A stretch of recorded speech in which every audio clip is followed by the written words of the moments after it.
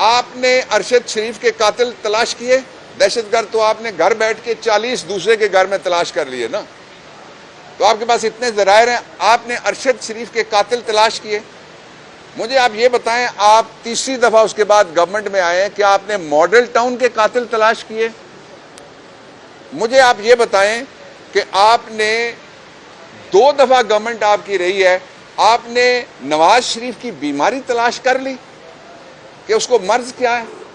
मुझे आप ये बताएं कि आपने ये तलाश कर लिया कि सारी दुनिया के अंदर जो बिजली है वो सस्ती है, पेट्रोल है वो सस्ता है, गैस है वो सस्ती है, रोटी है वो सस्ती है, चीज़ें हैं वो सस्ती हैं, आपके यहाँ महंगी हैं, सबसे ज़्यादा महंगी हैं। वो आपने महंगाई की वजह तलाश कर ली। मुझे आप ये बताएं कि आपने क्या ये तलाश कर लिया कि जिसके लिए बहुत ज़बरदस्त किस्म का बयान दिया था लोगों ने, और ये कहा था कि जब वो आएगा तो डॉलर 100 पे आ जाएगा, तो क्या डॉलर को 100 पे लेके आया? आपने कभी तलाश किया कि वो कितने का है डॉलर आजकल? एक पहलू ये था।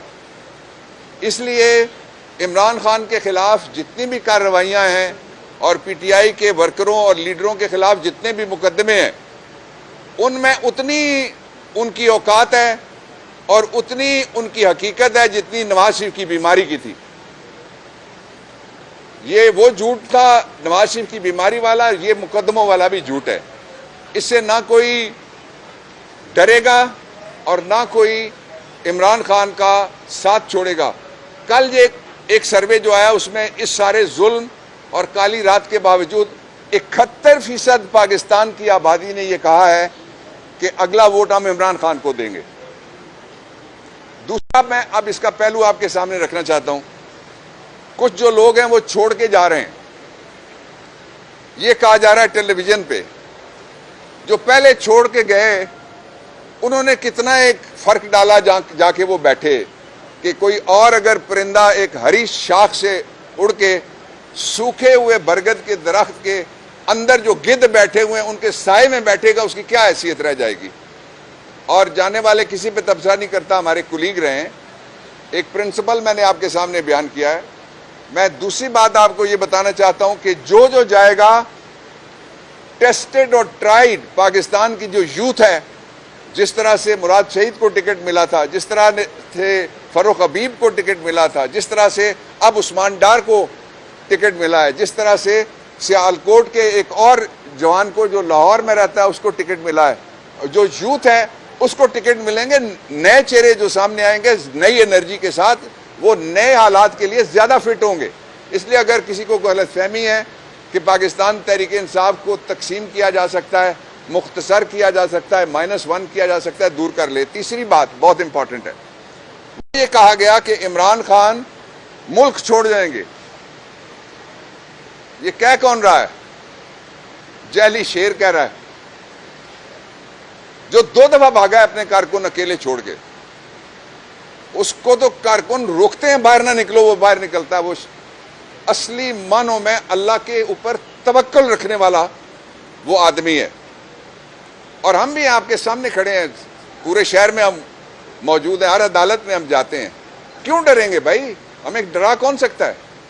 अल्लाह से डरना चाहिए, जिसके पास इज्जत जिल्लत है, जिसके पास रिज़्क़ की तंगी और फराखी है, जिसके पास मौत और हयात का इख्तियार है।